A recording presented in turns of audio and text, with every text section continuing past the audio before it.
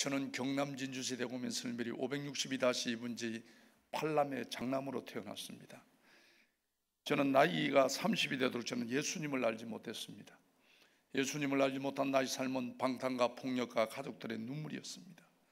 여러분, 부산 가보시면 부산 안락 로타리 옆에 부산 안락교회가 있습니다. 그 교회가 30년 전에 개척하기 위해서 안락동을 들어왔습니다. 제가 안락교회보다 먼저 건축 자재를 파는 건재상을 하고 있었습니다. 30년 전에 난 논이었기 때문에 안락교회 건축 자재를 실은 제가 바로 들어가지 못하고 우리 마당을 이용하면서 안락교회를 건축하기 시작했습니다. 그래서 안락교회 목사님, 장로님, 여러 성도님들이 저희 마당을 거닐면서 저를 만날 때마다 예수 믿고 구원받으라고, 예수 믿고 복받으라고 저한테 전도를 했습니다. 저는 그 당시 예수 믿는 사람이 좀 좋게 안 보였습니다. 예수 믿는 사람이 어디 가도 좀 시끄럽습니다. 들은 게 많으니까 참 말이 많아요. 예수 믿는 사람이 제일 많이 사용하는 말이 사랑입니다. 하나님은 사랑이시라. 사랑은 오래 참고 사랑은 온유하며. 사랑 타령을 하면서도 여러분, 한번 꼬이면 화해를 잘 안 합니다.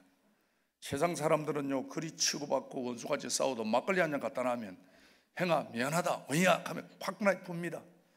근데 여러분, 우리 예수 믿는 사람은요, 한번 틀리면은 새벽기도 해가면서 싸웁니다. 우리 주위 교회들 보십시오 여러분. 그게 덕이 되지 않았습니다. 근데 제가 더더욱 교회가 어렸던 것은 저희 어머님이 아주 부잣집 잘생긴 신랑한테 시집을 왔습니다. 저를 보면 우리 아버지가 얼마나 잘생겼는가 알겠지.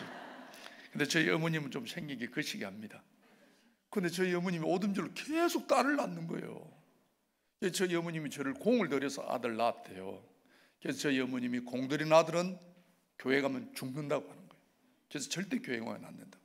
지금도 여러분 전도를 해보시면 아시지만 종교를 바꾸면 집안이 망하고 저처럼 불공들인 애가 교회 나가면 죽는다고 이야기를 하고 있습니다. 그래서 제가 더더욱 교회 가기가 어려웠습니다. 근데 안락교회가 우리 마당을 사용하면서도 우리 건축 자재를 하나도 안 써주는 거예요. 그러면서 저를 보고 교회 나오라 합니다. 그래서 제가 안락교회 건축위원장 되는 김경덕 장로님을 찾아갔습니다. 장로님, 예수 안 믿는 사람도 일이 안 합니다. 아무리 마트가 있어도 이웃이 가게가 있으면 좀 팔아주는 건데 어떻게 우리 마당을 사용하면서 또 저를 보고 교회 나오라고 하시면서 우리 거를 하나도 안 팔아줍니까?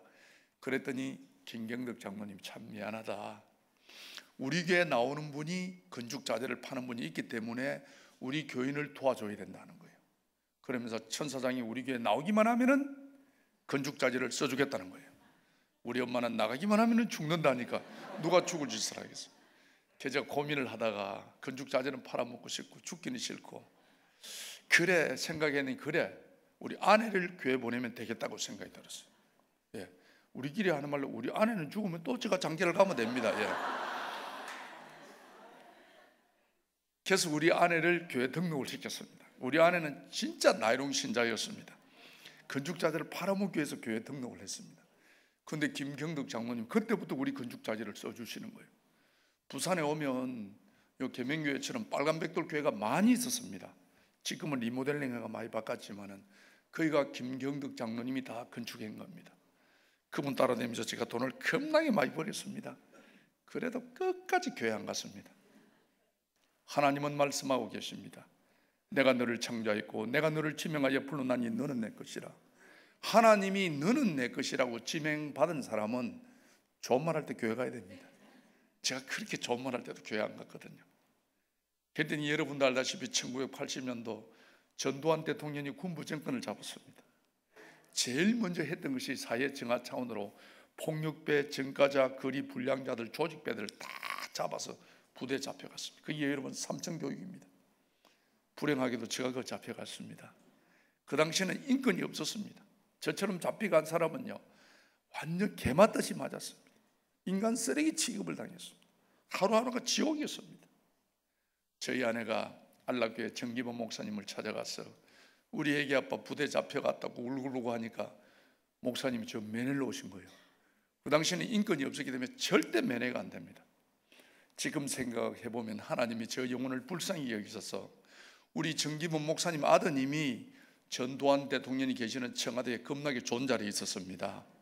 아드님한테 부탁해가 특별 면회를 오신 거예요. 정기범 목사님이 천사장 힘들지요 하는데 평소에는 만날 때마다 교회 나오라 할 때 정말 귀찮았는데 그날따라 목사님이 찾아오시는데 얼마나 반갑더니 눈물이 날 정도였습니다. 그래서 정기범 목사님 그러시는 거예요. 교회에 나온다고 약속만 하면은 우리 아들한테 연락해서 내주겠다 하는 거예요.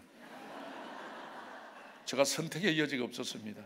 목사님, 제가 나가기만 한다면은 나가는 다음날 새벽 기도부터 신앙생활을 시작하겠습니다. 그래 각서사에 각서 쓰고 벌금하고 그때 나와서 지금까지 35년째 예수를 믿고 있습니다. 은혜스러운 교회는 이때 반드시 박수를 칩니다.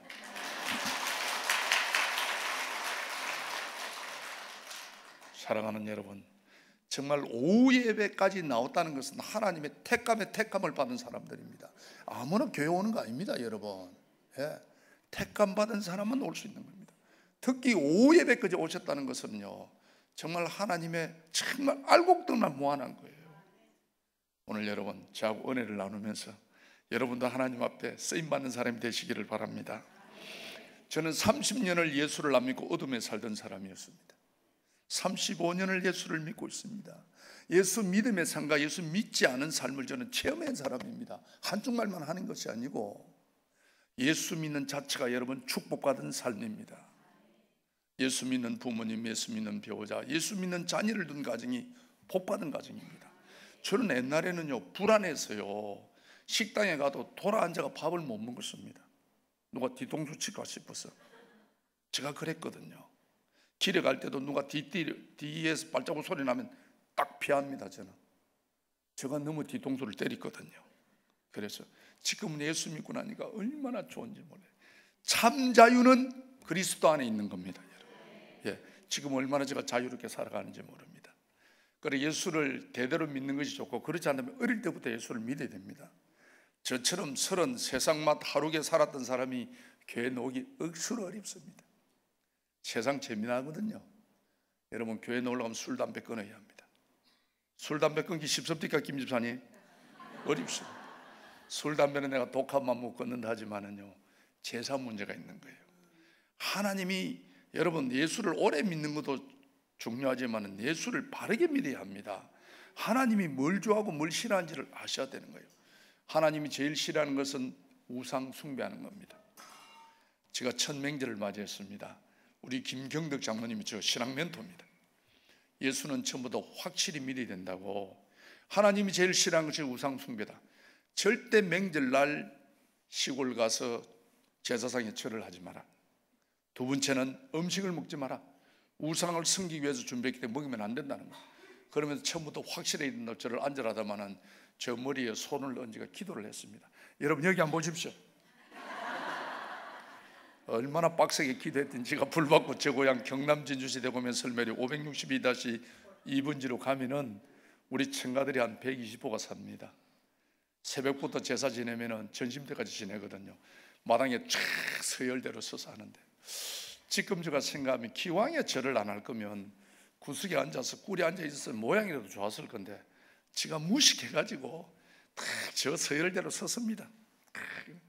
다른 사람들은 절을 하는데 뻣뻣하게 서가 있으니까 완전 제가 그 당시는 깍두기였습니다. 절을 하던 사람이 일어서다 쳐다보고 앉아도 쳐다보고 절을 안 하고 뻣뻣하게 서가 있으니까 사람들이 이상을 생각하는 거예요. 지금은 여러분 미디어가 발달돼가지고 예수 안 믿는 사람도 예수에 대해서 너무 잘 압니다. 그러나 그 당시 우리 고향은 예수를 몰랐습니다. 부산 같은 데가 갑자기 절을 안 하니까 정신적으로 문제가 있다고 생각하는 거예요. 일체 음식도 안 먹었습니다.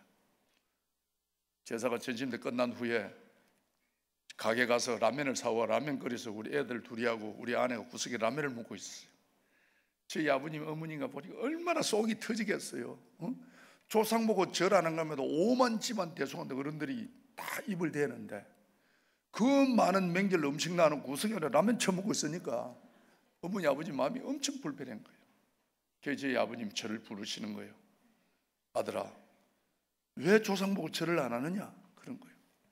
아버지, 우상 앞에 절할 수 없습니다. 그런 거예요. 그래서 저희 아버님이 조상이 우상이냐? 하는 거예요. 저는 뭐 잡혀놓은 지 얼마 안 돼가 우상인지 우상인지도 모릅니다. 저는 김경덕 장로님 가르쳐 우상입니다. 그런 거예요. 그래서 저희 아버님이 그럼 내가 죽어도 절을 안 할 거냐? 그러시는 거예요. 각 중에 뭐 묻는 바람에 제가 막 한다는 말이 아버지도 마찬가지입니다. 저희 아버님 얼마나 화가 나겠어요. 하나밖에 없는 아들인데. 저희 아버님이 저를 딱 보면서 바로 너를 보고 호로 새끼라 한다. 조상 보고 전환하고 부모 보고 전환하는 네가 무슨 자식이냐. 동네 망신 지방 망신 시킨다고 저를 보고 가라 하는 거예요. 그 당시는 예수 믿으면 호적을 파본다 그랬습니다. 조상 보고 절하면 완전 쌍놈이었습니다. 그래서 제가 너무 확실히 하는 바람에 그때부터 쫓겨나서 고향이 그리워도 못 가는 신세가 됐습니다. 명절 되면 얼마나 썰썰했는지 몰라요. 제가 가만히 생각해 보니까요, 저는 예수님을 잘 모릅니다.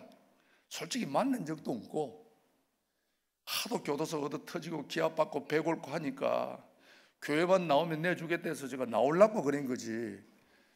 모르는 그분 때문에 한평생 저를 위해서 노심초사 수고하시는 부모님 마음을 이렇게 힘들게 해야 되겠나 생각이 드는 거예요.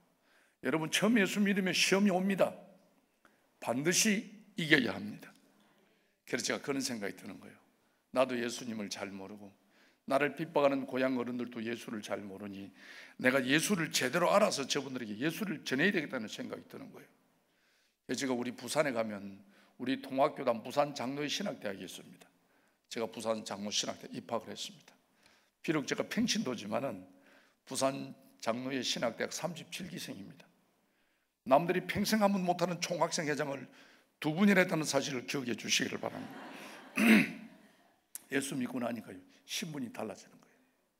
그래, 예수 믿으면 신분이 더 달라져야 합니다. 부산에서 제일 큰 교회에서 저를 보고 전도사로 오라는 거예요. 그리고 또 우리 목사님 저를 기독교 부산방송 CBS 방송에 취직을 시켜주는 거예요. 저는 기독교 부산방송이 있는가도 몰랐습니다.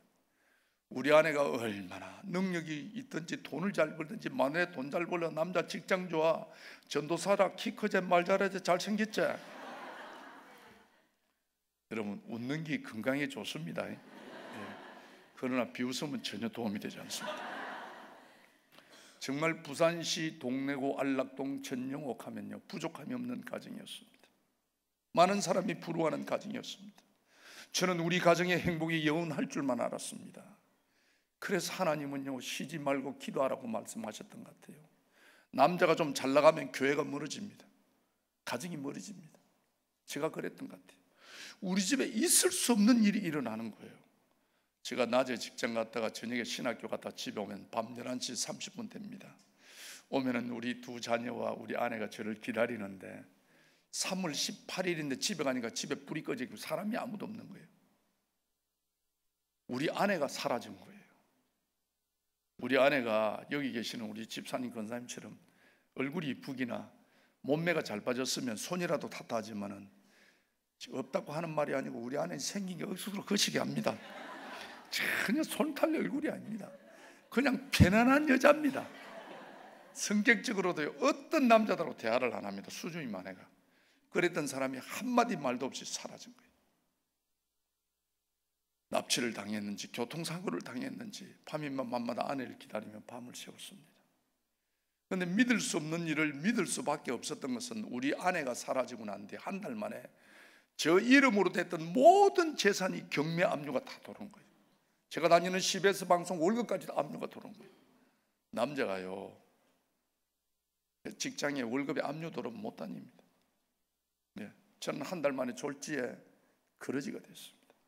아무 재산도 건지도 못하고 아무런 이유도 모른 채 졸지에 가정을 잃고 가족을 잃고 주일이면 나갈 교회가 없었습니다. 우리 예수 믿는 사람이요, 주일날 나갈 교회가 없다는 것이 얼마나 고통인 줄 모릅니다. 우리가 사업에 실패하면 위로라도 받지만 가정이 깨지고 나면요, 부끄러워서 고개를 못 듭니다. 모든 사람이 다 입을 다 댑니다. 주일 되면 이 교회 저 교회 떠다닙니다. 갈 데가 없었어. 가도 저 뒷자리, 구석 뒷자리, 기둥 뒷자리 앉아있다가 목사님 축도 끝나면 바로 도망을 갑니다. 한 번은 부산 민문화원 건너편에 부산 대성교회가 있습니다. 부산 대성교회는 박명석 목사님이 음악 목사님인데 아주 찬양으로 예배를 은혜스럽게 합니다. 성령이 내가 되면 다 일어나 옆 사람하고 손을 잡습니다. 주님을 사랑합니다. 형제를 사랑합니다. 정말 행복한 모습으로, 다정한 모습으로 서로의 얼굴을 쳐다보며 하나님께 찬양을 드립니다. 저도요, 내 가정이 있을 때는 남의 가정이 부럽지 않았습니다. 남의 모습이 크면 클수록, 남이 행복해 보이면 보일수록 얼마나 내 모습이 작아진 줄 모릅니다.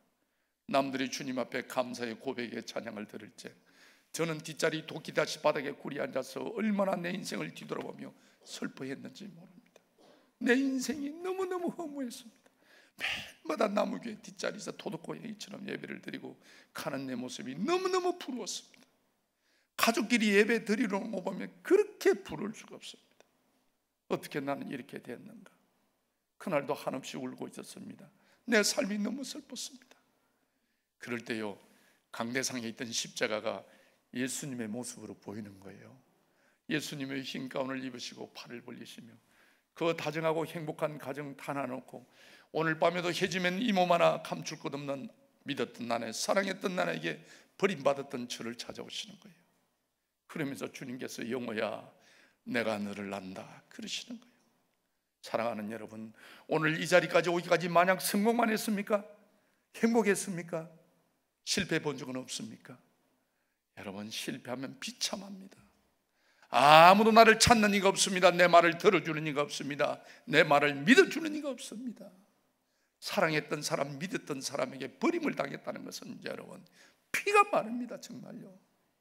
아무도 찾아주지 않은 정말 그런 입장에 만왕의 왕 되신 예수님께서 영호야 내가 너를 안다 그러시는 거예요. 그 말씀에 제가요 그동안의 서름을 주님 앞에 다 풀었습니다. 주님 저를 아시지요. 내 외로움과 아시죠. 내 힘든가 아시지요. 내 억울한가 아시죠. 저는 어떻게 해요? 저는 어떻게 해요? 주님의 품에 한없이 울었습니다.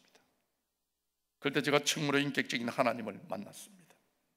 내가 너를 안다는 말에 큰 위로는 받았으나 하루 가고 이틀 가고 한 달 가고 두 달 가고 1년 가고 2년이 가도 내 삶은 변함이 없었습니다. 회복할 자신감이 없었습니다. 그렇게 부모님이 반대하다는 예수를 믿고 지금 나에게 남은 것이 아무것도 없었습니다. 저는 하나님의 섭리는 깨닫지 못한 채 밤이면 밤마다 하나님 어떻게 행복했던 내 가정을 이렇게도 비참하게 만들 수 있느냐고 밤을 새며 주님 앞에 눈물로 울었습니다. 너무나 슬픈 현실과 밤이면 찾아오는 외로움, 여러분이 이때 찾아오는 유혹이 있습니다. 죽음입니다. 자살입니다. 저는 자살하는 사람의 심령을 조금은 압니다. 나를 찾는 이가 없습니다. 내 말을 들어주는 이가 없습니다. 내 말을 믿어주는 이가 없습니다. 그래서 기가 차서 죽는 거예요. 그 많은 형제들, 그 많은 친구들 누구 하나 내 말에 귀를 기울인 사람이 없었습니다. 죽는 것이 고통을 이기는 것이라고 생각이 들었습니다. 부산에 오면요, 부산 구수동 앞보리가 노원이라고 있습니다. 바위가 많은 산에 기도하기가 너무너무 좋은 산이 있습니다. 우리 목사님은 잘 아실 겁니다. 부산 출신이라서 부산 계시면 다 압니다. 제가 그 바위를 올랐습니다. 정말 막상 죽으려고 생각하니까 정말 만감이 교체했습니다. 제가 1년 전에 그 바위에 하나님의 충성된 종이 되겠노라고 신학교 들어가기 위해서 눈물 흘리며 은혜를 사모했던 그 자리에 아무런 이유도 모른 채 1년이 지난 후 가정을 잃고 가족을 잃고 하나밖에 없는 생명마저 끊기 위해서 그 바위에 섰습니다. 얼마나 여러분 인생이 무상한지 모릅니다. 우리 인생은 아침에 이슬과도 같습니다. 우리의 영혼은 들의 꽃과도 같습니다. 하나님 왜 나를 버리십니까? 왜 우리 가정을 버리십니까? 저는 이해가 가지 않는 거예요. 그렇게 예수합니다 한 날을 삼천교회까지 보내서 예수 믿겠으면 인간적인 생각으로 하나님의 복을 위해서 하나님의 의를 위해서라도 하나님이 내 삶의 복의 복을 다하여 주시고 하나님의 오른손으로 환난과 위기를 막아주셔야지 어떻게 행복했던 내 가정을 이렇게도 처참하게 만들 수 있느냐. 정말 하나님은 살아계시느냐고, 정말 하나님은 선하신 분이냐고. 얼마나 하나님께 울부짖었는지 모릅니다. 막상 죽으려고 생각하니까 제일 마음 아픈 것이 저희 어머님입니다. 저희 어머님은 하나밖에 없는 아들, 사고 칠 때마다 정말 전까지 안 만들겠다고 놈 팔아 밥 팔아 소 팔아 돼지 팔아 합의 봐주시고 내 손을 잡고 이제 그만하라고 우시던 우리 엄마. 제가 죽었다는 소식을 들으면 우리 엄마는 살지 못합니다. 저는 우리 엄마의 전부였습니다. 그러나 그 엄마마저도 예수 믿는다는 이유로 저를 고향에 못 오게 합니다. 만나주지 않습니다. 믿었던 나네, 사랑했던 나네마저도 내 인생을 짓밟고 떠났습니다. 살 이유가 없었습니다. 죽자, 죽는 것이 정답이라고 생각이 들었습니다. 막상 죽으려고 바위 끝에 섰는데 이런 생각이 드는 거예요. 신학생이 자살한다는 게 너무너무 하나님한테 미안한 생각이 드는 거예요. 사랑하는 여러분, 우리의 생명은 하나님의 것입니다. 어떤 이유든지 자살하는 사람은 구원받지 못합니다. 신학생이 하나님이 자살한다는 게 너무너무 미안한 생각이 들었습니다. 그러나 내 환경은 죽을 수밖에 없었습니다. 제가 정말 참여하는 마음으로 예배라도 한번 드리고 죽자고 성경을 폈던 겁니다. 폈던 말씀이 오늘 욥기 23장 10절 말씀입니다.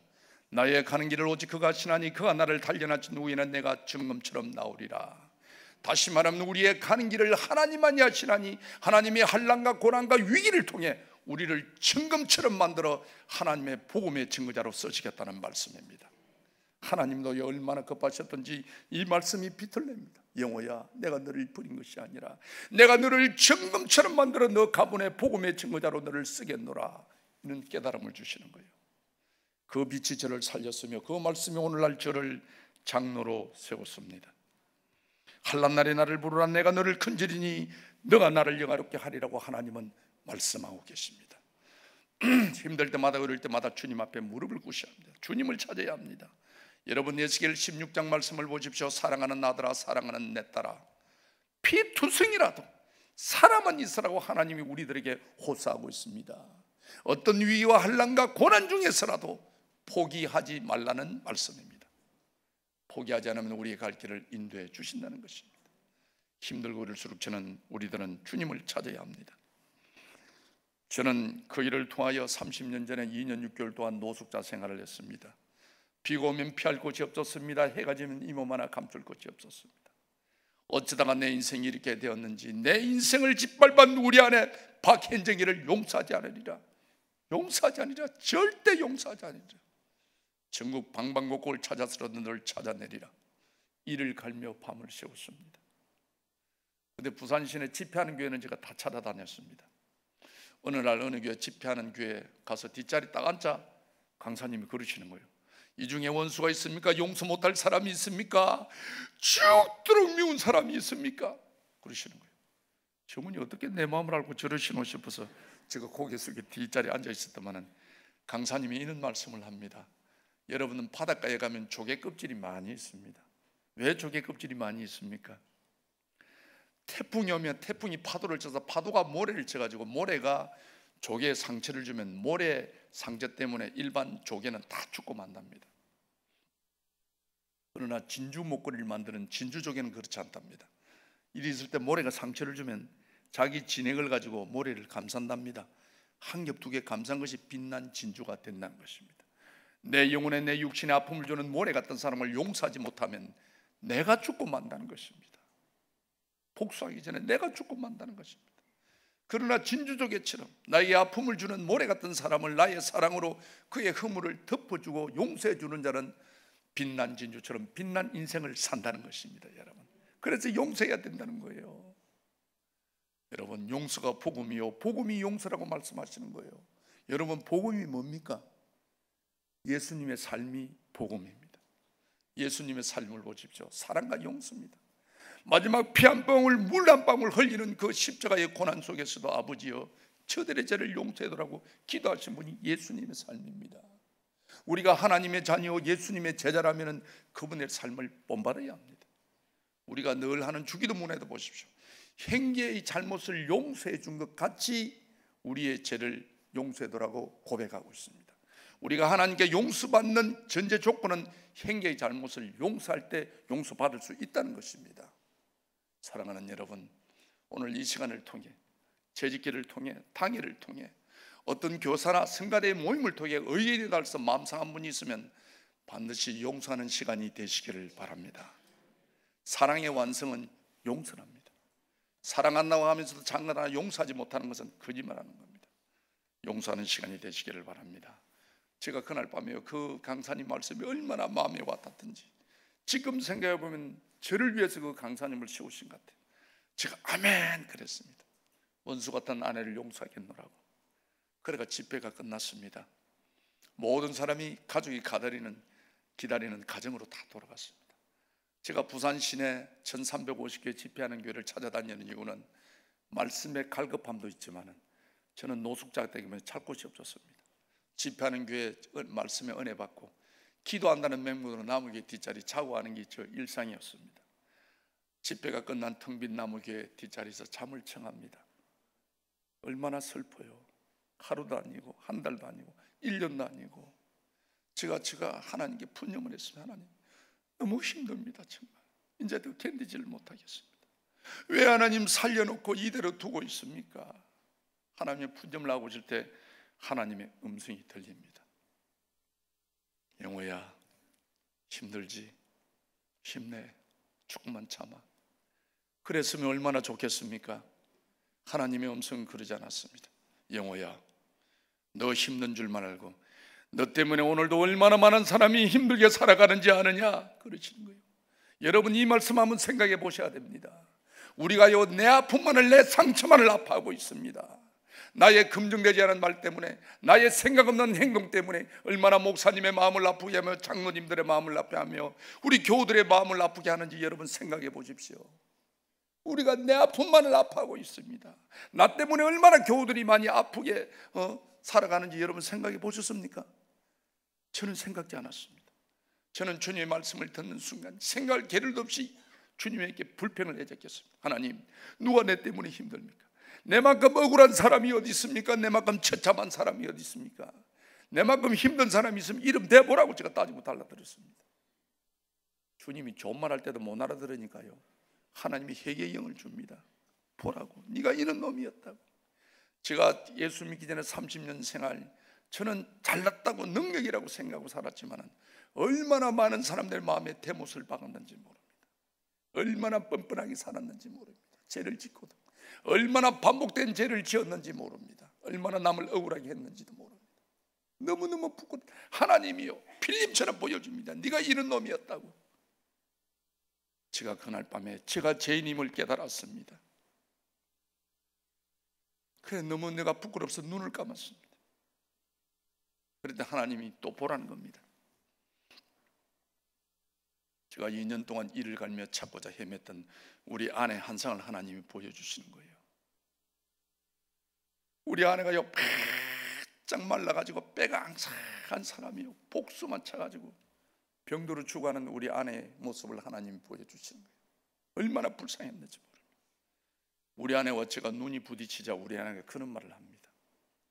내가 저 사람을 만나지 않았더라면 내 인생이 이렇게 끝나지는 않았을 것인데, 저와의 만남을 후회하며 병도로 죽어가는 우리 아내의 한상을 하나님이 보여주시는 거예요. 얼마나 그날 밤에 제가 부끄러웠는지 모릅니다. 정말 숨기고 싶은 과거, 용서받지 못할 죄악들, 부끄러운 지난날의 삶을 하나님이 보여주는 거예요. 내가 용서받아야 될 사람이었습니다. 제가 그날 밤 기억 못했던 지난날의 완악한 나의 삶을 뒤돌아보게 되었습니다. 저는 23살 어린 막내딸을 강제 납치를 해서 결혼을 했습니다. 제가 집에서 깡패한테 딸 줄 수 없다고 결혼 반대했다는 이유로 결혼하고 난 뒤 한 번도 아내를 친정에 보내준 적이 없었습니다. 천사 같은 아내와 처갓집을 무시한 지난날, 아내의 실수를 이해하기보다는 나의 아픔만을 분노하며 이럴 수는 없다고 이를 갈며 하나님을 원망하며 아내를 원망하는 믿음 없는 신학생이었습니다. 남들에게는 정의와 의리를 앞세우면서도 내 아내, 내 가족에게는 한 번도 희생하지 못하고 사랑과 신뢰를 주지 못한 못난 남편이었습니다. 지놓은 삶이 너무나 부끄럽고 내 곁을 떠난 아내에게 너무나 미안했습니다. 모든 것을 다 잃고 난 후에야 가정의 소중함을 깨닫게 되었습니다. 돌이킬 수 없는 지난날 망가진 나의 인생, 저는 그 자리에 주님 앞에 무릎 꿇고 회개의 눈물을 흘리기 시작했습니다. 하나님, 이 어리석은 놈을 용서하소서. 아내에게도 인정받지 못하는 형편없는 놈입니다. 성질 더러운 남편 잘못 만나 숨죽이며 살아온 외로운 우리 아내, 오죽 남편이 사랑이 없었으면 생명 같은 자녀를 두고 집을 나가면서 한 번쯤 남편에게 용서를 구하지 않았겠습니까? 하나님, 이대로는 끝날 수 없습니다. 불쌍한 우리 아내 외롭게 살아오는 하나님, 살아서 만나게 해주십시오. 지난날의 아픔을 보상하고 싶습니다. 저도 좋은 남편으로 살고 싶습니다. 하나님, 가정이 그립습니다. 가족이 그립습니다. 그 옛날처럼 아내와 아들 한상에 둘러앉아 따뜻한 밥 한 그릇 먹고 싶습니다. 하나님, 모든 게 내 잘못입니다. 모든 게 내 탓입니다. 저는 주님 앞에 아내를 만나기 위하여 눈물로 호소했습니다. 아내를 소중히 여기지 못하고 미워하며 원망했던 지난날의 삶을 도리어 아내에게 용서받고 싶었습니다. 저는 그때부터 아내를 만나기 위하여 눈물로 하나님께 호소했습니다. 기도한 지 한 6개월쯤 됐을 때 2년 6개월 만에 우리 아내가 전화가 왔습니다. 정말 연약한 목소리로, 아빠, 내가 아빠라고 부를 자격 없는 여자입니다. 그런 아빠, 내가 죽기 전에 아빠한테 용서받고 죽고 싶습니다. 염려없는 아빠, 저를 좀 만나줄 수 없느냐 그런 거예요. 그래, 어디 있느냐 했더니 부산 보건병원 중환자실에 있는데, 아빠, 제가 오늘 밤을 넘기지를 못합니다. 죽기 전에 아빠한테 용서받고 죽고 싶다는 거예요. 제가 전화를 받고 부산 보건병원을 갔습니다. 아내를 보는 순간 정말 6개월 전에 하나님이 보여주시던 한상처럼 바짝 말라 복수만 차간 정말 꺼져가는 등불 같은 우리 아내의 모습을 보면서 얼마나 마음이 아팠는지 모릅니다. 내 때문에 아내가 죽는다는 거지. 저는 그 자리 우리 안에서, 하나님, 우리 아내 살려주십시오. 이대로 보낼 수는 없습니다. 하나님, 내가 죄인입니다. 내가 죄인입니다. 내가 죽어야 될 사람입니다. 하나님, 한 번만 살려주십시오. 이대로 보낼 수는 없습니다. 우리 아내가 너무 불쌍합니다. 그때부터 아내를 살리기 위해서 밤마다 하나님께 눈물로 구했습니다. 그러나 2년 만난 지 2년 6개월 만에 결국 아내를 고치지 못하고 보건병원을 나오게 되었습니다. 병원에서도 어쩔 방법이 없습니다. 고칠 방법이 없습니다. 또 제가 노숙자였기 때문에 병원비를 정산할 수가 없었습니다. 그래서 할 수 없이 죽어가는 아내를 데리고 나왔습니다. 우리 아내는요, 복수가 차가지고 배꼽도 이만큼 빠져나와가지고 서지를 못하고 네 발로 기다녔습니다. 아내를 데리고 병원을 나왔지만 갈 곳이 없었습니다. 버스 정류소 와가지고요, 아내를 데리고 나왔는데 갈 곳이 아무리 해도 갈 곳이 없는, 오라는 데가 없는 거예요. 얼마나 정말 슬펐는지 모릅니다. 죽어가는 아내를 데리고 갈 곳이 없다는 게, 하루 종일 여기 갈까 저 갈까 고민하다 결국 해가 진 후에 오전자리 여인숙을 갔습니다. 오전자리 여인숙을 갔는데 우리 아내가 한 번씩 진통이 오면은 그 연약한 손을 바들바들 흔들며 소리 없이 눈물을 흘립니다. 여러분, 우리 가죽이 뭡니까? 배가 고프면 고프다고, 아프면 아프다고, 약한 허물을 도와주는 것이 가죽이 아니겠습니까? 그런데도 우리 아내는요, 자기의 잘못이 있기 때문에 아프다 아프다 소리를 하지 않고 연약한 손을 바들바들 떠들며 이를 악물고 눈물 흘리는 걸 보니 너무너무 불쌍해요. 정말 하루하루 죽어가는 아내를 보면서, 내가 죽어가는 아내를 보면서 내가 할 수 있는 것이 아무것도 없는 거예요. 정말요. 참 내가 무능한 남편임을 깨달았습니다. 아내가 힘들 때마다 할 수 있는 일, 아내 손을 잡고 같이 울입니다.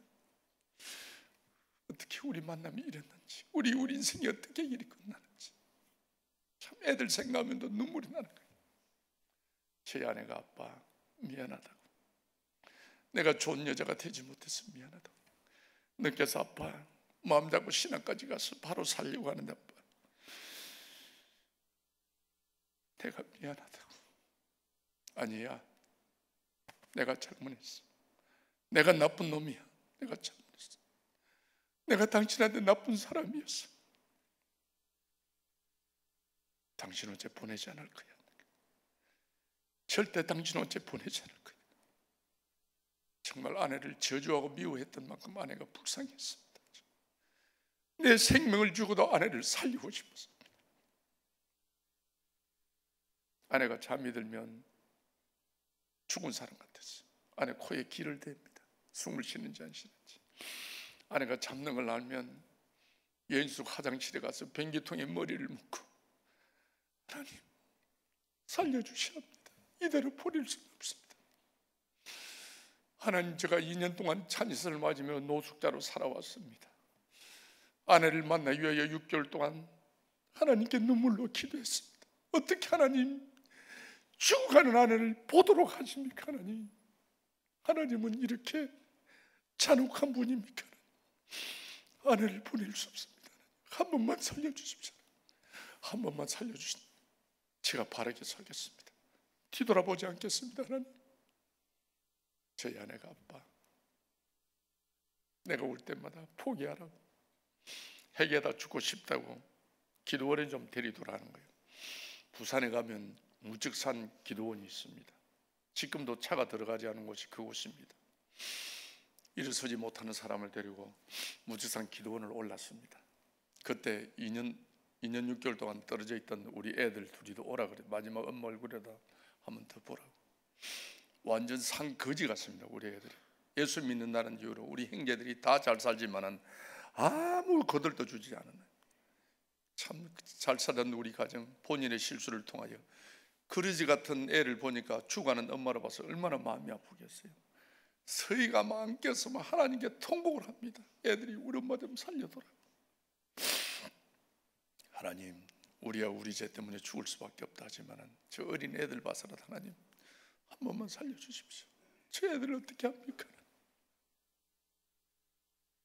하나님 꼭 데리고 가셔야 된다면 1년만 하나님 살려주시오. 내가 1년만이라도 아내의 아픈 마음을 내가 보상하고 싶습니다.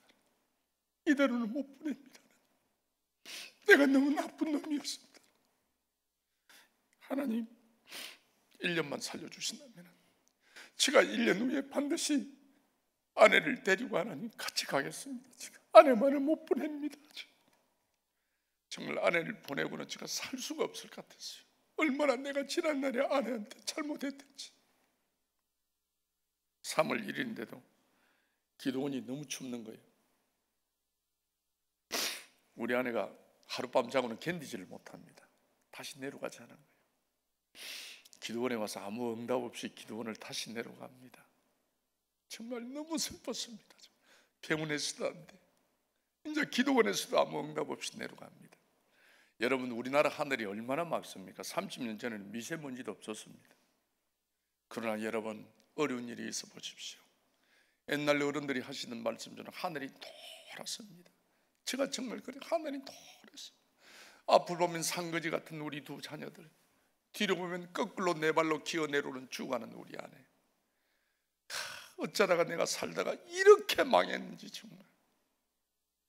제가 그랬습니다. 하늘을 향해 예수 믿고 나만큼 망한 사람이 있으면 나오보라고 그랬습니다. 정말.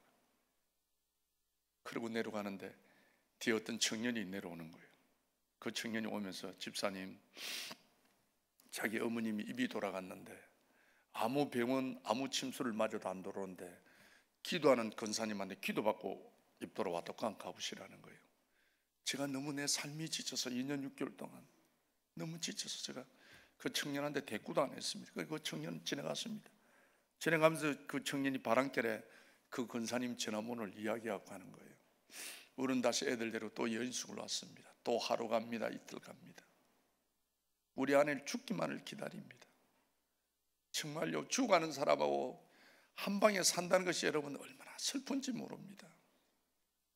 저희 아내가 아빠, 그 청년이 말하는 권사님한테 기도 안 받으면 안 되겠느냐는, 제가 안 된다 그랬습니다. 병원에서도 못 고치는 병을 어떻게 권사님이 기도한다고 고쳐? 안 된다고 그랬습니다.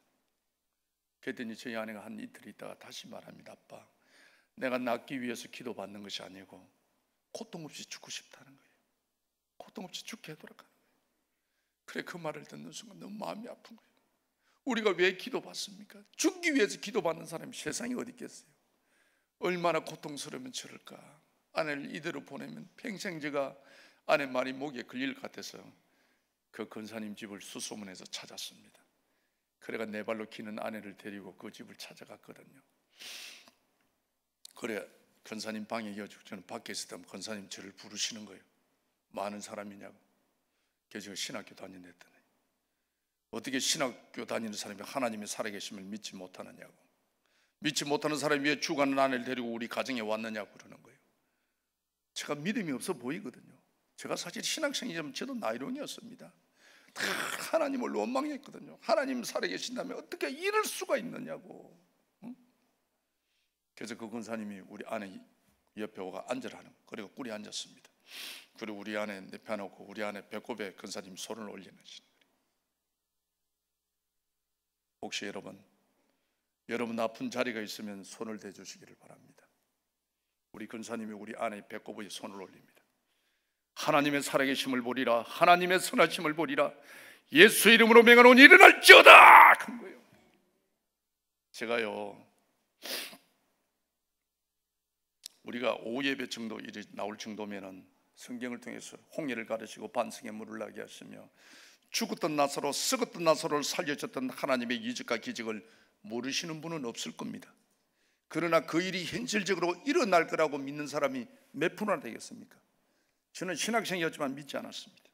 성경은 하나님의 발자취요 예수님의 발자취라고 저는 생각했던 사람이었습니다. 그런데요, 근사님이 우리 아내 배꼽 위에 올리는 거 기도하는데 그 순간 이 찼던 가람의 복수가 그날 소변으로 다 터지는 거예요. 제가 정말요, 그 믿을 수 없는 현실 앞에 무릎 꿇고 눈물 콧물 흘리며 고백했습니다. 하나님은 살아계십니다. 하나님은 살아계십니다. 믿음 없는 이 신학생을 하나님 용서하소서. 쉴 수 없는 많은 축복 속에서도 하나님의 은혜를 망각한 채 하나님의 말씀대로 살지 못한 이 죄인을 용서하소서. 여태껏 내 생각대로 내 경험대로 남의 것 탐하며 내 자랑하며 살았지만은 비참하게도 실패한 나의 인생이었습니다. 선택받아서 쓰임받지 못하는 부끄러운 인생이었습니다.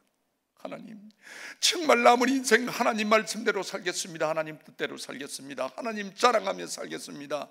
저는 주님 앞에 결단했습니다. 재정 여러분, 오늘도 말씀을 통해 결단하는 시간이 되시기를 바랍니다. 저는 30년 동안 정말 남의 거 탐하며 사기치며 거짓말하며 남의 거 토색하며 살았지만은 비참하게도 실패한 나의 인생이었습니다. 이제 저는 더 내려갈 바닥이 없었습니다. 하나님 말씀대로 살겠습니다. 실패한 나의 인생 말씀을 통하여 다시 한번 살아보겠습니다. 결단했습니다. 그리고 우리 가족은 다시 시작했습니다. 부산시 남구 문해동 썩은다리 철도부지 무화과집, 부산 시민회관 건너편이 지금도 부산에서 제일 싼 월세집이 그쪽에 있습니다. 4인치 보르고 갓바트 뻔한 집이었습니다. 월 4만 5천짜리 사골세 집에 정말 비가 오면 비가 새고 겨울이면 방 안에 물이 올 정도로 전화도 가구도 하나 없는 거지 우막 같은 집이었습니다. 그러나 2년 6개월 만에 만난 우리 가족은 주밖에는 우리의 복이 없음을 고백하면서 아침마다 예배를 드리며 하나님께 감사의 눈물을 드렸습니다. 예수를 믿고도 거듭나지 못한 나에게 하나님은 갈라디아서 2장 20절 말씀을 통하여 큰 깨달음을 주었습니다. 내가 그리스도와 함께 십자가에 못 박혔나니 그러므로 이제는 내가 사는 것이 아니요 오직 내 안에 그리스도께서 사시는 것이라. 이제 내가 육체 가운데 사는 것은 나를 사랑하사 나를 위하여 자기 자신을 버리신 하나님의 아들을 믿는 믿음 안에 사는 것이라. 우리 예수 믿는 사람은 내 안에 그리스도가 사셔야 합니다. 저는 신학생이었지만 내 고집대로, 내 정욕대로, 내 주량대로, 내 감정대로 살았습니다. 진실하게 살지도 못했습니다. 남의 것 탐하며 살았습니다. 하나님은 말씀합니다. 내가 거룩하니 너희도 거룩하라. 거룩함이 하나님의 뜻이라고 말씀하고 있습니다. 사랑하는 여러분, 하나님 뜻대로 사시기를 원하십니까? 거룩한 삶을 사십시오. 제가 이 말씀을 딱 붙잡았습니다. 하나님, 저는 하나님 뜻대로 살기를 원합니다. 하나님의 뜻은 거룩한 삶입니다. 하나님, 거룩한 삶은 어떤 삶을 도대체 거룩한 삶이라고 하십니까? 하나님, 거룩한 삶을 깨닫게 해주십시오. 묵상함 중에 하나님은 거룩한 삶이란 하나님의 것을 하나님의 것으로 구별하는 삶이 거룩한 삶이란 깨달음을 주시는 거예요. 여러분, 우리가 성경을 보면요, 하나님이 말씀으로 천지를 창조하셔서 우리들에게 다스리라고 맡겨주었습니다. 다 우리는 맡은 청지기들입니다. 그러지 않습니까? 그러나 여러분, 성경을 정독해 보십시오. 맡겨주었다고 다 우리 게 아닙니다. 하나님이 이것만은 나의 것이란 하나님의 영역이, 하나님의 주권이 있습니다. 이걸 구별해야 된다는 것입니다. 하나님 것이 무엇입니까? 하나님 것이 어떤 것입니까? 하나님 깨닫게 해주십시오. 구별된 삶을 살기를 원합니다. 기도하는 중에 하나님은 출애굽기 20장 8절 말씀을 보게 하시는 거예요. 출애굽기 20장 8절 말씀은 여러분이 잘 아는 말씀입니다. 주일은 하나님의 날이요 거룩한 날이라. 여호와께서 주일을 복되게 하여 그날을 거룩게 하였느니라고 말씀하고 있습니다. 주일은, 오늘은 하나님의 날입니다. 춥다고 덥다고 비 온다고 기분 나쁘다고 뭐 바람 분다고 오고 안 오고 모임 있다고 아닙니다. 여러분, 하나님 뜻대로 사시기를 원하시는 분은 반드시 주일을 지켜야 합니다. 주일은 하나님의 날입니다. 이사야 58장 말씀을 보십시오. 주일을 존귀한 날이라 하여 너의 길로 행하지 아니하고 오락을 하지 아니하고 사사로운 말을 하지 아니하면 내가 여호와 안에서 즐거움을 얻을 것이라. 내가 너를 땅에 높은 곳에 올리고 내 조상 야곱에게 주었던 기업을 너에게 주리라고 약속하고 있습니다. 주일만 바로 지키듯 하나님이요 야곱에게 줬던 기업을 우리에게 주신다고 약속하고 있습니다. 믿습니까? 믿으셔야 합니다. 제가 이 말씀을 탁 붙잡았어요. 여러분, 예배가 뭡니까? 예배는 하나님을 만나는 시간입니다. 예배는 축복의 시간입니다. 하나님과의 대화의 시간입니다. 하나님께 참 자유를 받는 시간이 예배입니다. 여러분, 예배를 소중히 여기시기를 바랍니다. 예배만 바로 들어도 하나님이요 야곱에게 줬던 기업을 우리에게 주신다고 약속하고 있습니다. 또 하나님은 레위기 27장 30절 말씀을 주시는 거예요. 레위기 20장 30절 말씀은 11조는 하나님의 것이요 하나님의 성물이라고 말씀하고 있습니다. 11조는요 내가 뭐 힘든다고 어렵다고 짜친다고 기분 나쁘다고 주고 안 주고 아닙니다. 여러분, 11조는 반드시 하나님의 것입니다. 저는 오늘 여러분한테 교육시키러 온 사람이 아닙니다.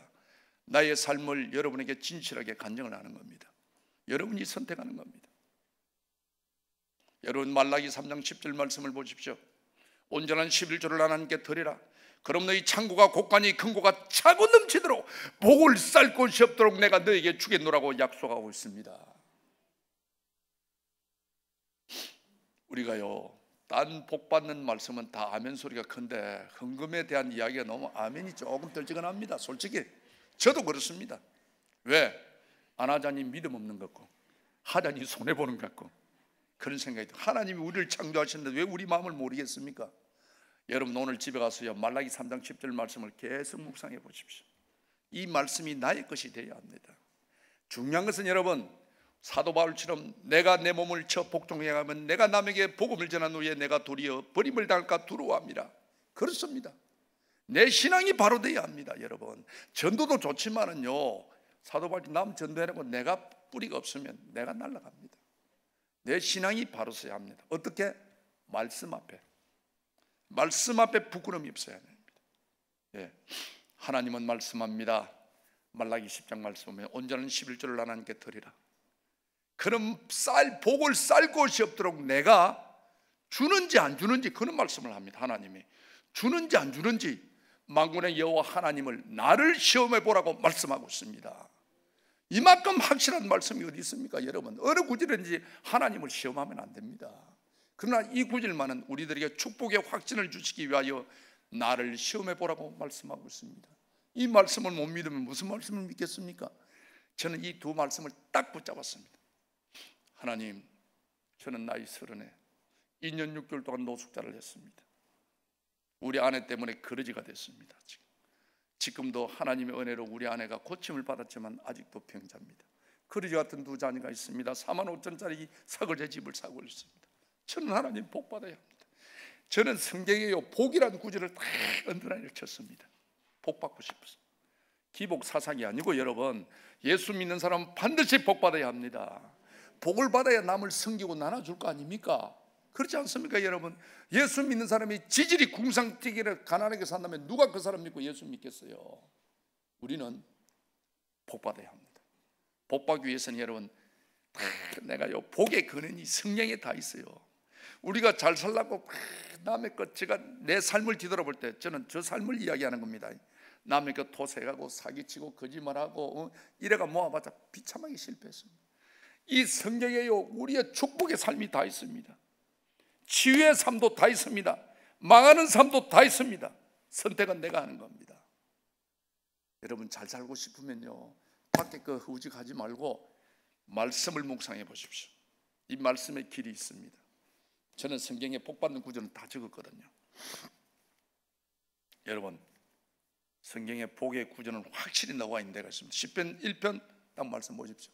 복 있는 사람은, 복 받는 사람은 나옵니다. 우리가 말씀대로 살면 하나님 복 주는 거예요. 복 있는 사람은 악인들의 죄를 따르지 아니하며 죄인들의 길에 서지 아니하며 오만한 자리에 앉지 아니하고 되어 있습니다. 여기 조건입니다. 여러분, 그 다음에 오직 여호와 율법을 즐거워하여 그 율법을 주하로 묵상하는 자로다. 전제 조건이 여러분, 악인들, 죄인들 오만한 자리에 앉지 말라고 되어 있습니다. 복 받는 사람은 여러분 자리가 중요하다는 것입니다. 자리가 중요한 거예요. 여러분, 제가 이 말씀을 깨달았습니다.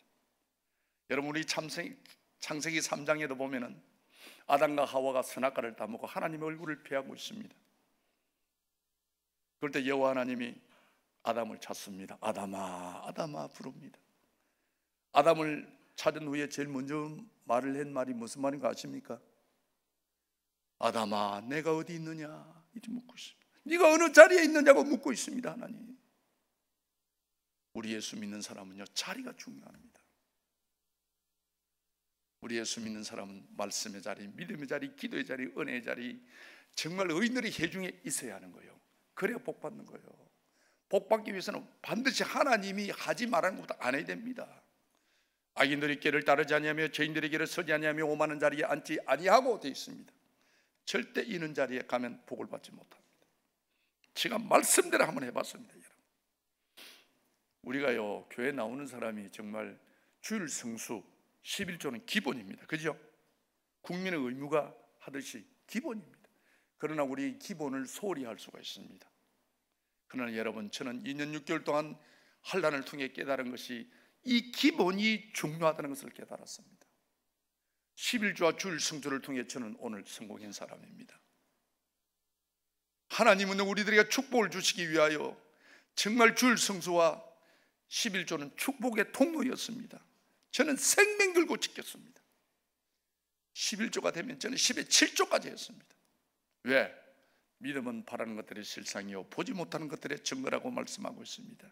내가 하나님께 믿음대로 드릴 때 하나님은 반드시 내 믿음을 채워주시리라고 확신을 가졌습니다. 진짜 하나님이요, 얼마나 주시니, 흔들어 넘치도록 주시는 거예요. 제가 하나님의 은혜가 아니면 부산 촌놈이 서울 와서 신문사 사장하고 텔레비 사장하고 가능하겠습니까? 부산말로 택도 없습니다. 하나님의 은혜가 아니면. 진짜 저는 하나님의 은혜 아니에요. 어떻게 거룩한 여러분 앞에 거룩한 강단에서 거룩하신 하나님을 제가 증거할 수 있겠습니까? 하나님의 은혜입니다. 하나님 손에 붙들리기만 하면요, 능치 못함이 없다는 것을 저는 확신합니다. 하나님이 그럽니다.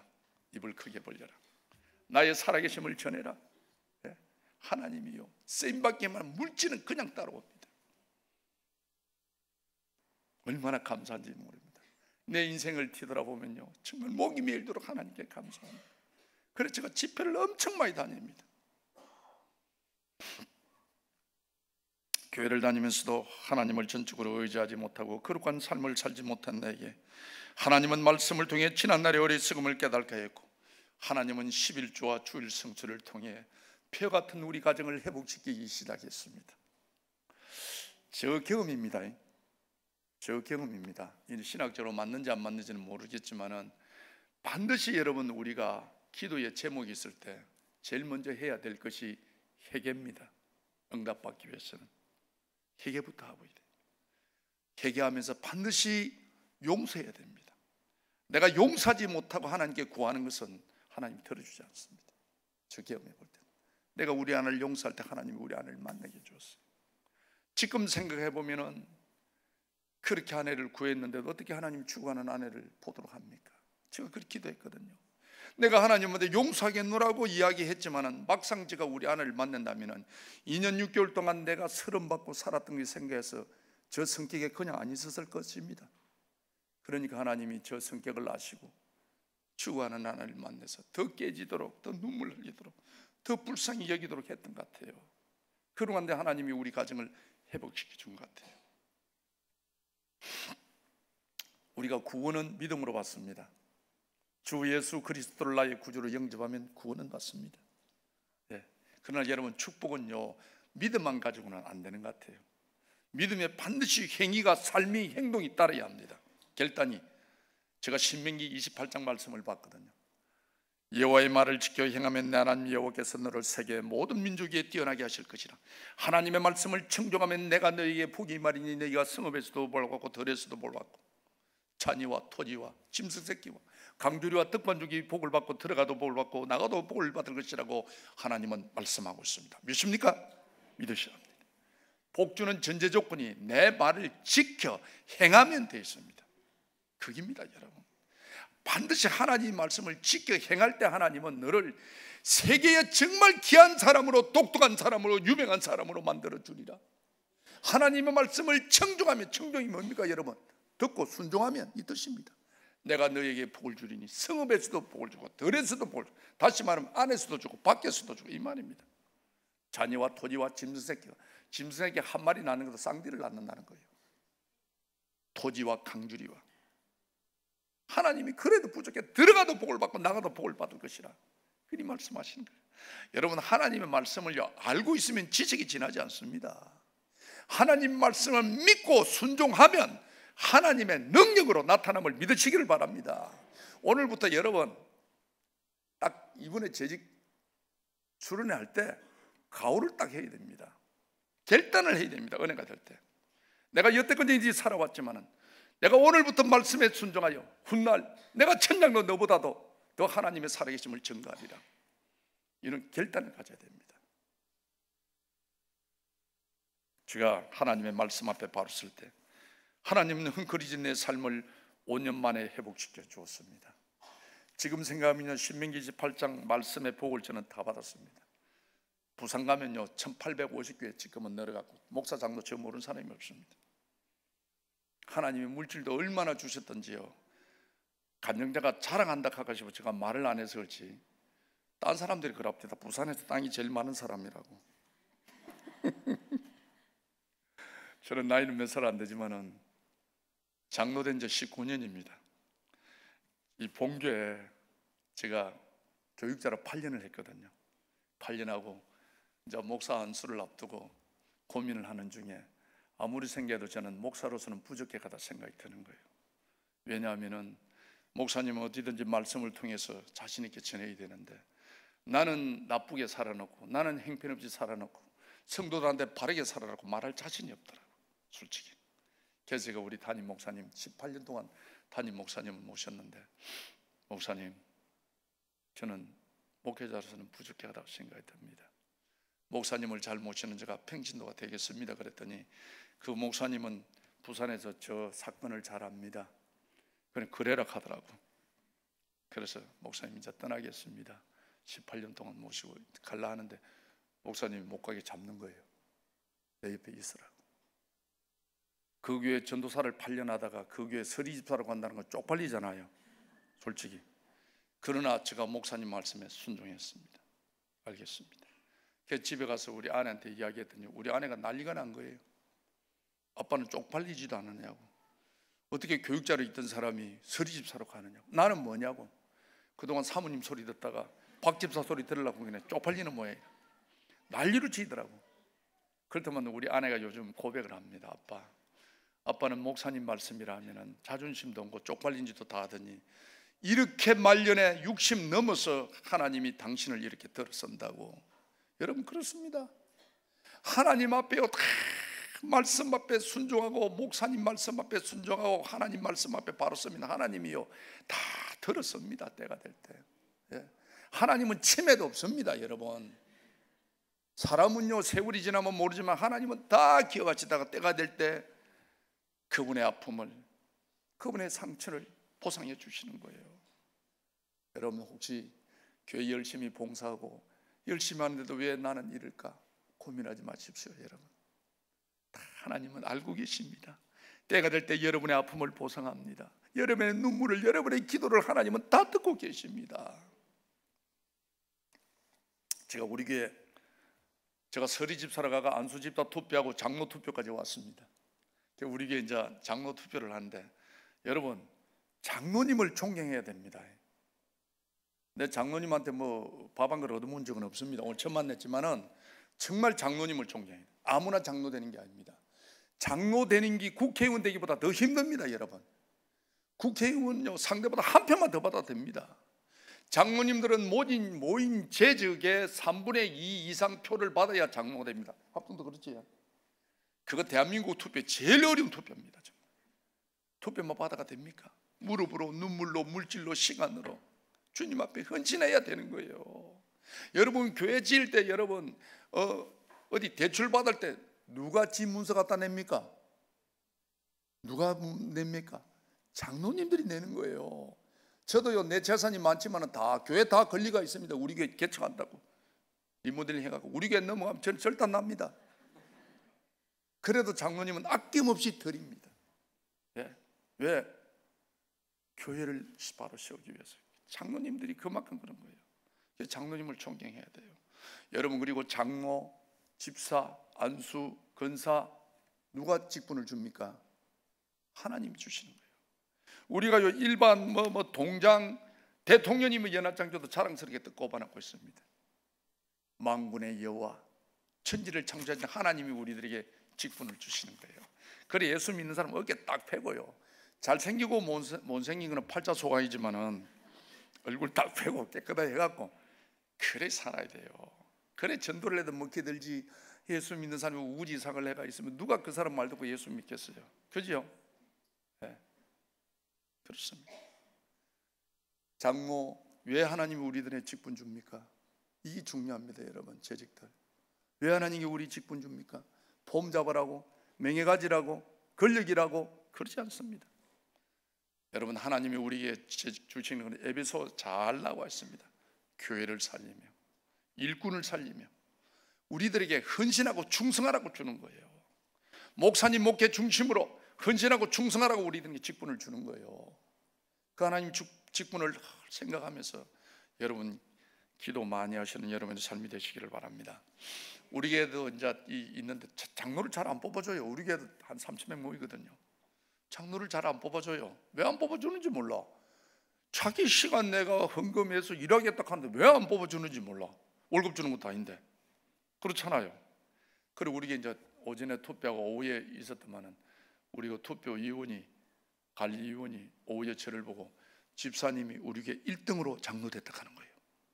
놀래도 안 하네. 다음은 1등으로 되는 모양이네. 저는 그 말을 듣는 순간요, 막 내 감정지체를 못해 화장실에 가서 얼마나 울었는지 몰라요. 왜냐? 저는 여러분 하나님한테 너무너무 많은 것을 탕감받은 자입니다. 세상에 온갖 죄를 다 지었던 사람입니다.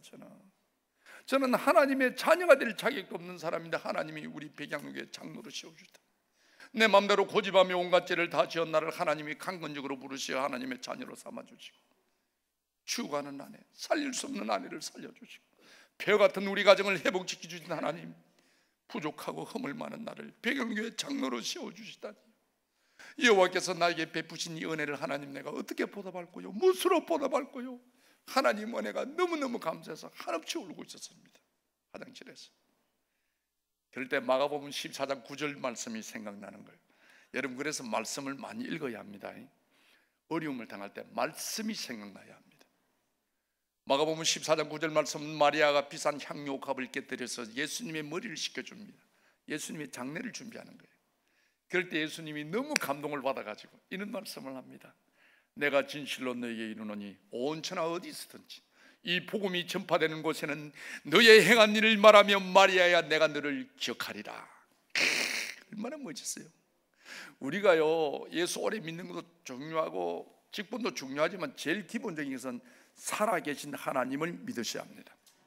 우리의 기도를 들으시며 우리의 눈물을 기억하시며 우리의 작은 시름에도 응답하시는 살아계신 하나님, 오늘 이 시간에도 우리의 심령을 감찰하시는 하나님을 믿으셔야 합니다. 두 번째는요, 예수님이 기억되는 삶을 사셔야 합니다. 우리는 언젠가는 다 주님 앞에 가야 합니다. 널 위하여 몸을 줬건만 날 위하여 무엇하였느냐고 물으실 때 여러분은 뭐라고 말하시겠습니까? 예수님이 기억되는 삶을 사셔야 합니다. 이 마리아처럼 내가 너를 말하리라, 내가 너를 기억하리라. 그런데 이 말씀을 딱 대하면서 제가 신기한 부분이 있는 거예요. 여기에 노는 마리아가요, 신령한 사람이 아닙니다. 허물 많은 여자입니다. 7 귀신 든 여자입니다. 그럼에도 불구하고 내가 너를 말하리라, 내가 너를 기억하리라, 성경 전체를 보십시오. 이렇게 말한 데는 이어밖에 없습니다. 왜 하필 마리아에게만 말했을까? 마리아보다 더 신령한 삶을 살은 엘리야, 엘리사, 아브람, 얼마나 요셉, 모세, 다윗 이런 사람의 일이 말한 적은 없습니다. 근데 왜 허물 많은 이 여자에게 이런 말을 했을까? 여러분은 그런 생각이 안 듭니까? 저는 운동하는 사람이 내가 도전을 잘합니다. 왜 마리아에게만 이 말했을까? 하필. 그럴 때 빠딱 생각이 그래. 예수님도 자기 몸에 관심 갖는 분을 기억하시는구나 생각이 드는 거예요. 이는 신학적으로는 뭐 맞고 안 맞고가 아닙니다. 저 생각입니다. 아, 그래, 예수님도 자기 몸에 관심 갖는 분을 기억하시는구나 생각이 드는 거예요. 그리 아니면 딴 거로 갖고는 뭐 증거가 없습니다. 예수님, 저도 예수님이 기억되는 삶을 살기를 원합니다. 어떻게 하면 기억될까요? 제가 에베소 1장 딱 보니까 교회는 하나님의 몸이라고 되어 있는 거예요. 하나님, 저도 하나님의 몸에 관심을 갖겠습니다. 그래서 제가 그때 약속을 했습니다. 화장실에서, 하나님, 이 화장실을 성지로 삼아서 하나님이 이 생명 불러가는 날까지 이 화장실 청소를 제가 하겠습니다. 제가 하나님 몸을 제가 가꾸겠습니다. 제가 하나님한테 결단했어요. 결단할 때 여러분, 은혜가 될 때 결단하라는 말이 그 말입니다. 다음 주부터 화장실 청소할 사람이 나올 겁니다. 제가 그때부터 화장실 청소를 시작했어요. 우리 교회는 본당이 있고 화장실은 별도로 있는데 별도로 화장실에 에어컨이 있는 교회는 없습니다.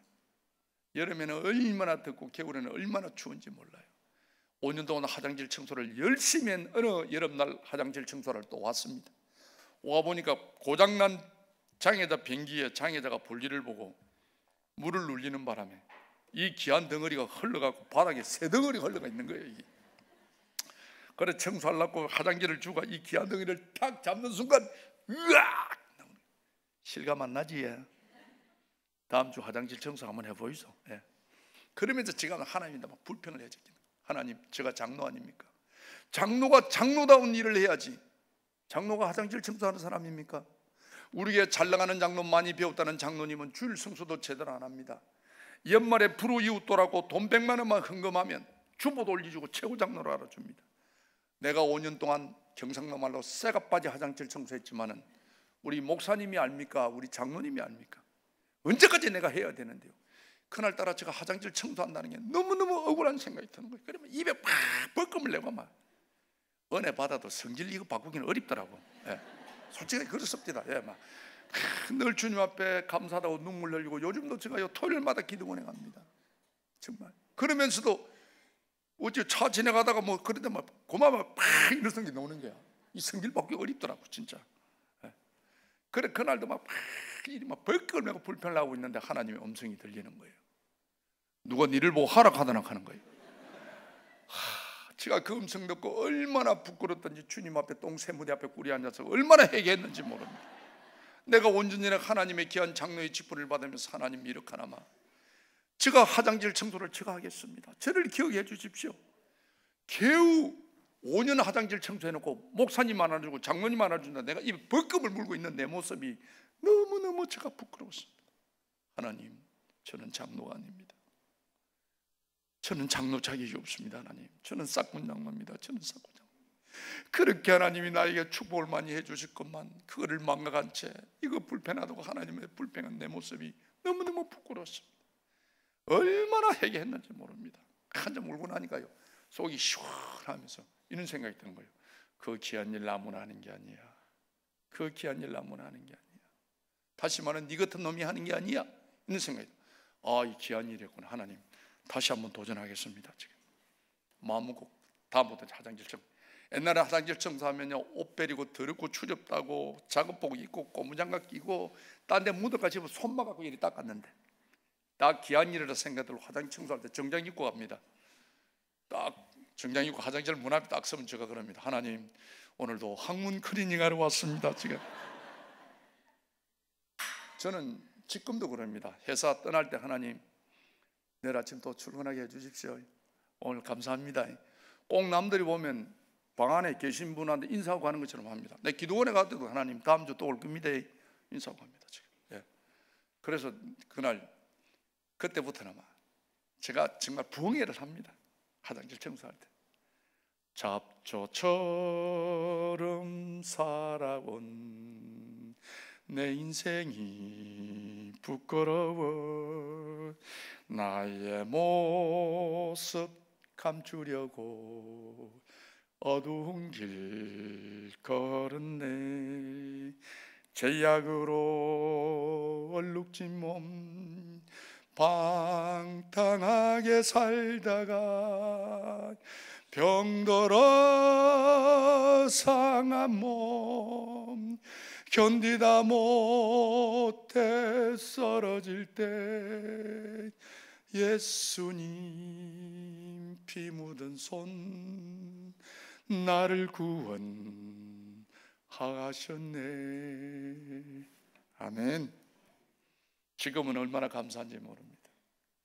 옛날에는요, 하늘을 향해 예수 믿고 나만큼 망한 사람 있으면 나와보라고 소리 질렀던 사람이었습니다.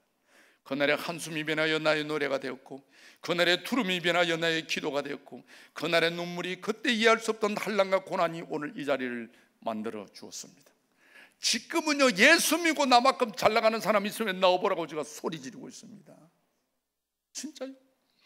아침에 일어나면요, 첫 입술 하나님께 드리고 싶어서 눈 뜨면 탁 꾸려앉아 베개에 머리를 묻습니다. 제가 보기보다는 순진합니다. 그래, 하나님 오늘도 눈 뜨게 해줘서 감사합니다.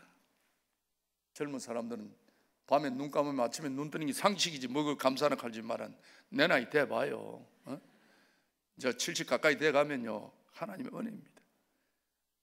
밤에 눈 감았다가 아침에 눈 못 뜨는 사람 세발리 있습니다. 정말입니다. 여러분, 하나님의 은혜입니다. 살아있다는 것이. 하나님 착한 아내 다시게 만나해 주셔서 감사합니다. 믿음의 자녀를 주심을 감사를 드립니다. 좋은 목사님 만나게 주심도 감사를 드립니다. 기도하는 교우들 주심을 감사를 드립니다. 복음을 전하는 기간에 일하게 해줘서 감사합니다. 특별히 하나님 코 고는 아내를 만나게 해줘서 감사합니다. 우리 아내가 코를 골면요, 땀부자 마구라 터진 소리를 합니다. 동네가 터지는 소리 합니다. 그래도 저는 한 번도 짜증을 안 냅니다. 왜? 저는 30년 전을 기억합니다. 죽어가는 아내 잠들면요, 죽었는지 살았는지 아내 코에 기를 댔습니다. 지금은 안 돼도 됩니다. 지가 시끄러운 게는 제가 그럽니다. 살아있네, 살아있네. 홍 여러분, 가족이 코 곤다고 절대 핀잔 주지 마시고 살아있다는 겁니다. 예. 저는 한 30분 감사의 기도를 하고 아침에 출근을 합니다. 아침 출근도 일찍 옵니다. 일찍 오면 반드시 하나님의 말씀을 제가 시편, 제가 좋아하는 게 잠언 시편을 늘 읽습니다. 너무너무 감사했어요. 지난날에 아픔과 환난이 없었다면 가정의 행복도 가정의 소중함도 인격적인 하나님도 만나지 못했을 것입니다. 정말 하루하루 사는 것이 하나님의 은혜요, 지난날의 눈물도 고난도 하나님께서 제게 베풀어 주신 은혜임을 고백합니다. 30년 동안 어둠에 살던 저를 하나님이 강건적으로 부르세요. CBS 방송과 기독공보 4장과 시채널 방송 4장으로 오기까지 오직 예수, 오직 주만 바라보게 하신 하나님께 오늘도 찬양과 영광을 돌립니다. 홍 여러분 중에도 가족 때문에, 건강 때문에, 물질 때문에, 자녀 때문에 환난 아픔을 겪는 분이 계십니까? 여러분 힘을 내십시오. 포기하지 마십시오. 기도하십시오. 하나님은 반드시 여러분을 그 어려움을 통해서 청금처럼 만들어 하나님의 귀하게 사용하실 것입니다. 그리고 우리는 언젠가 하나님 앞에 가야 합니다. 널 위하여 몸을 주었건만 날 위하여 무엇하였느냐고 물으실 때 뭐라고 대답하시겠습니까? 기왕 예수 믿는 것, 말씀에 순종하여 복받고 삽시다. 기왕 하나님께 선택받은 것 쓰임받고 삽시다. 감사의 눈으로 과거를 돌아보며 소망의 눈으로 미래를 바라보는 것이 신앙의 삶입니다. 하나님은 오늘도 우리들에게 말씀하고 계십니다. 두려워 말라, 내가 너와 함께 함이니라. 놀라지 말라, 나는 내 하나님이 됨이니라. 내가 너를 굳세게 하리라. 참으로 너를 도와주리라. 참으로 나의 의로운 손으로 너를 붙들리라. 기도하겠습니다.